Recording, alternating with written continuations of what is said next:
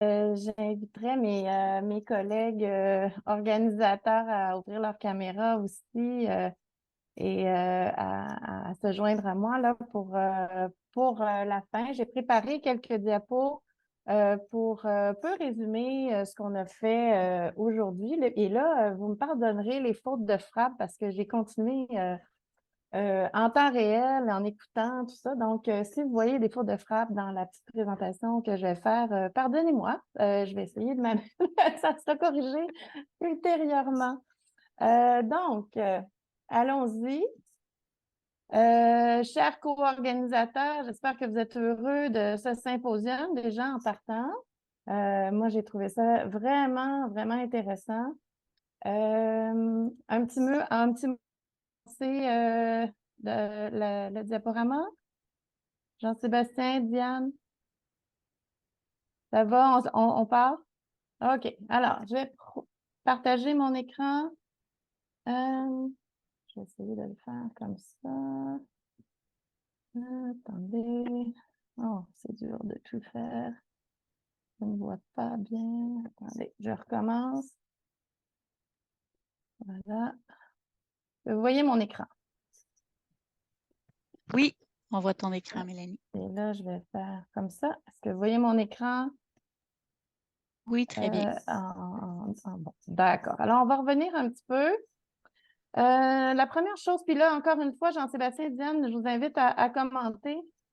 Première chose qui m'a frappée dans le symposium aujourd'hui, c'est qu'on avait grandement besoin, puis on pourra poursuivre, une espèce de mise à niveau. On a eu, au-delà des discussions, des débats, des différentes opinions, je pense qu'on a été nourris par beaucoup d'informations, en tout cas à mon niveau. Et je pense que ça, et puis ça finit comme ça. Jason, je te remercie du commentaire à la fin parce que ça faisait écho à ce que je voulais mettre là. Je pense qu'on a vraiment intérêt à connaître notre écosystème et vraiment de faire un excellent balisage de tout ce qui est existant et vraiment au niveau granulaire là, pour bien saisir notre environnement et mettre toutes les pièces du puzzle ensemble. Ça vous va? Et vous hochez de la tête, ça vous va? Vous avez aussi cette conclusion-là. Donc, je me suis amusée à faire une revue des grands points qui ont été soulevés aujourd'hui. Donc, dans le premier panel qui parlait des défis scientifiques et techniques, ce qu'on a vu, c'est qu'on a discuté d'enjeux de ressources, évidemment, et des mécanismes de financement. On a parlé de soutien pour préparer du matériel de départ, par exemple, la source de cellules GMP qui est libre de droit, là, donc pour avoir accès au matériel de départ de qualité pour travailler. On a parlé aussi des défis technologiques pour réduire les coûts, des alternatives aux virus, cellules, bioréacteurs, euh, nanoparticules et procédés chimiques. On a parlé d'automatisation. On a parlé aussi d'un meilleur arrimage entre la culture industrielle et académique. On voit que c'est deux cultures différentes, mais qui auraient intérêt à s'arrimer peut-être un peu mieux pour qu'il y ait une évolution des études précliniques et de phase 1 pour aller plus loin.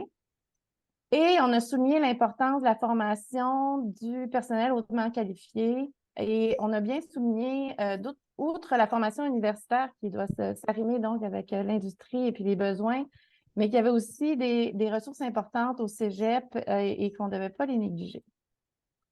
Il a été évoqué aussi un projet pilote qui pourrait rassembler puis servir de test, si on veut, de preuve de concept là, de ce qu'on est capable de faire chez nous.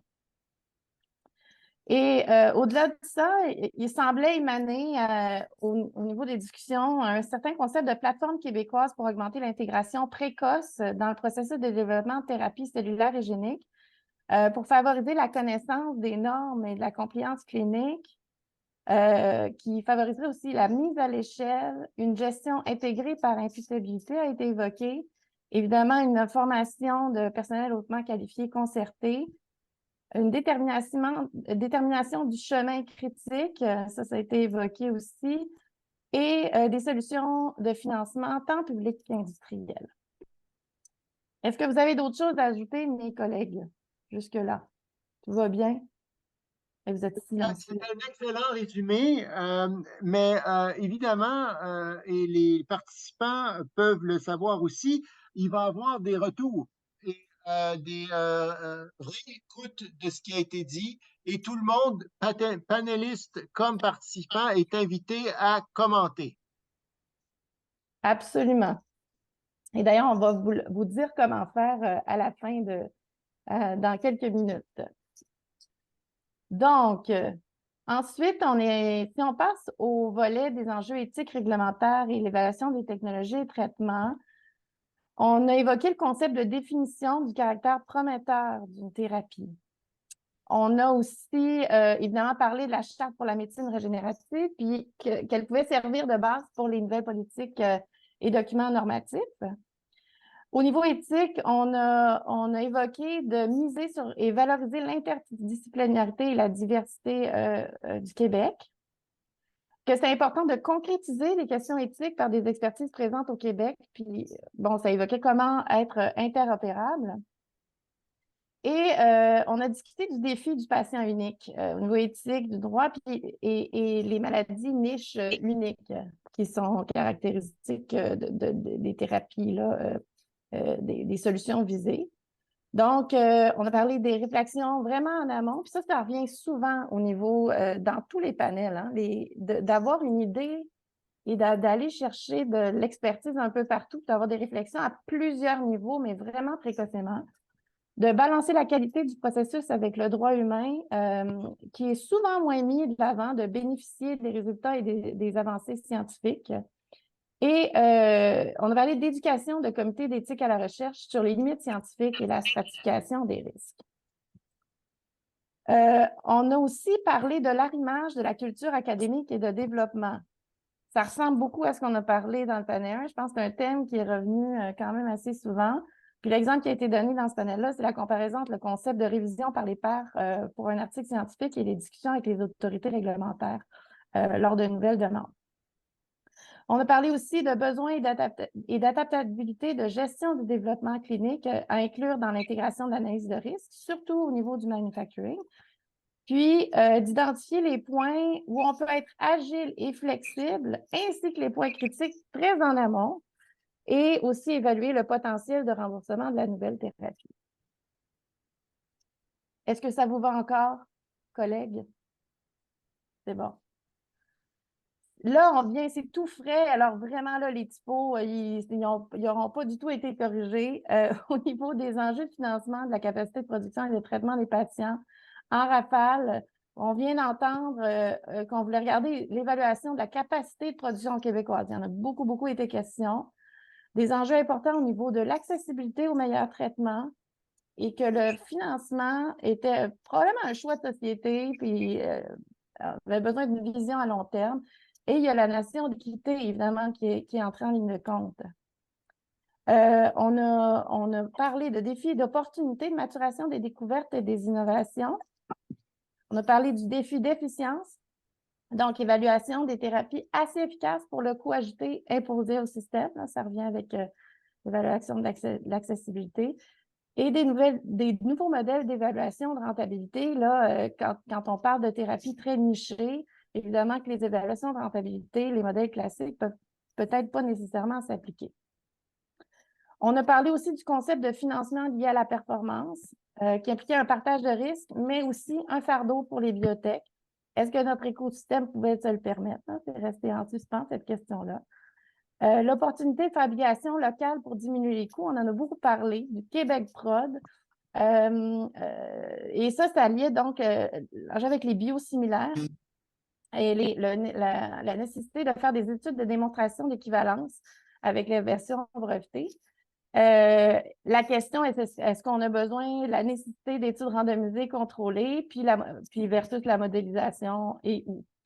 Donc, évidemment, dans ça, il a été évoqué plusieurs fois le niveau de risque, dont l'importance de sélectionner la bonne technologie pour investir puis réduire le risque. Donc, et en parallèle, la réflexion des études cliniques. Et il a été souligné donc le balisage des modèles développés dans le monde là, pour nous inspirer puis voir un peu comment nous, on peut s'organiser au Québec en regardant des similarités avec d'autres écosystèmes dans le monde qui ont déjà fait le pas peut-être un peu plus avancé que nous. Et là, on voit bien un petit peu de bien connaître les besoins au Québec de ces thérapies-là, de bien cerner les besoins puis les spécificités de notre population. Je pense que ça a été relevé. Et puis, à la fin, je n'ai pas eu le temps de tous les noter, mais il y a eu une d'excellente discussion sur les différents modèles pour augmenter le financement et notre capacité à la fin. Voilà. Collègues qui n'avaient pas eu l'occasion de voir ça, ça va? Toujours? Excellent. Bon, alors, j'ai le OK de mes collègues. Je vais peut-être passer à une dernière diapo. Je vous ai préparé un petit roadmap très rapide. C'est peut-être le take-home message ici, en bon français. Donc, je pense qu'on a vu qu'on a besoin de vraiment bien connaître notre écosystème pour pouvoir avancer. Je pense que ça a été clair dans tous les panels. Qu'on a des défis, des opportunités scientifiques et techniques. On en a vu aussi au niveau éthique, réglementaire et évaluation. Puis il y a beaucoup de choses qui sont sorties de ces discussions-là. Évidemment, les enjeux de financement puis la capacité de production des traitements des patients. Mais vraiment, le mot de la fin, je pense, de ce symposium-là, c'est que je pense que ce n'est que le début et qu'il faut absolument poursuivre la réflexion ensemble. Donc, on va vous inviter à nous aider. Donc, dans le chat, Marie-Hélène va, et là, je vais arrêter ma présentation. Dans le chat, Marie-Hélène va, est-ce que j'ai arrêté ma présentation? Non, arrêter le partage. Va mettre un lien d'un Google Form. Vous pouvez répondre. On vous pose quelques questions. On aimerait ça beaucoup avoir votre retour sur certaines questions. Donc, en gros, ce qu'on veut savoir, c'est quel enjeu ou opportunité discuté lors du symposium vous est apparu le plus critique pour l'écosystème de la thérapie cellulaire et médecine régénérative. Selon vous, quelles autres thématiques, et ça c'est vraiment important, quelles autres thématiques, défis ou opportunités n'ont pas été couvertes par le symposium vont devoir être abordées dans les prochaines étapes de la réflexion? Quels intervenants ou groupes d'intervenants pourraient compléter la réflexion amorcée lors du symposium? Et puis, évidemment, on va finir avec « On est heureux d'accueillir vos commentaires, quels qu'ils soient, vos idées, votre levée de main pour collaboration. » Donc, on est vraiment heureux de vous entendre. Et là, j'oserais prendre l'opportunité pour faire quelques remerciements importants pour nous tous. Premièrement, je souhaite remercier le soutien essentiel de Stéphanie Larivière, consultante, puis de l'équipe d'EMA Québec, Julie Lamotte du secteur expérience, clientèle et intelligence d'affaires, et Marie-Hélène Robert, directrice au partenariat clinique et centre hospitalier. Merci pour votre support devant et derrière les caméras. Merci pour tout. Bien sûr, mes collègues co-organisateurs, qu'on n'a pas vu beaucoup, mais Kim, tu pourrais ouvrir ta caméra. Kim Santerre, coordinatrice du réseau TCL. Jean-Sébastien, évidemment, Delisle, directeur du réseau TCL. Ça a été un grand plaisir de travailler avec vous. Et évidemment, avec ma collègue Diane Fournier, qui est directrice des cellules souches d'EMA Québec. Je souhaite aussi remercier tous les panélistes qui ont accepté notre invitation et qui ont été très, très généreux de leur connaissance, de leur expertise, de leurs idées. Un grand, grand merci. Puis finalement, à vous tous pour avoir participé à ce symposium comme participants.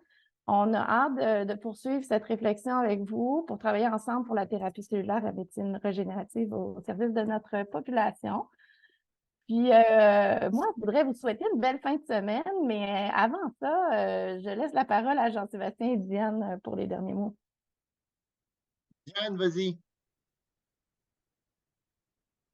Ton micro.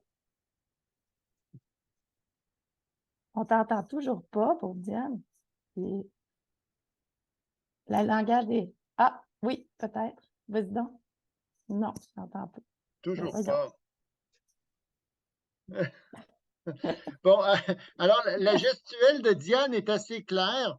Euh, Moi, je veux faire écho à tout ce que Mélanie a dit. Merci beaucoup à l'équipe formidable d'Emma Québec, à Kim Santerre, qui est le cœur vivant de Tessel. Déjà qu'on ait pu réussir à travailler ensemble entre l'Agence nationale du sang, Emma Québec, et notre réseau là, de 150, plus que 50 membres, 7 universités, toutes les salles de production cellulaire et tissulaire au Québec. Donc, il y a déjà un regroupement d'expertise important qu'on a vu aujourd'hui avec l'ajout de panélistes. Donc, c'est le début d'une conversation qui, on espère, pourra bien placer le Québec dans l'échiquier de ces thérapies innovantes-là qui progressent rapidement. Et comme Louisa Petropoulos le disait, on ne peut pas être spectateur, il va falloir être acteur. Donc, on espère être les catalyseurs, là, que ce symposium soit un catalyseur pour la suite des choses. Merci à tous. Merci.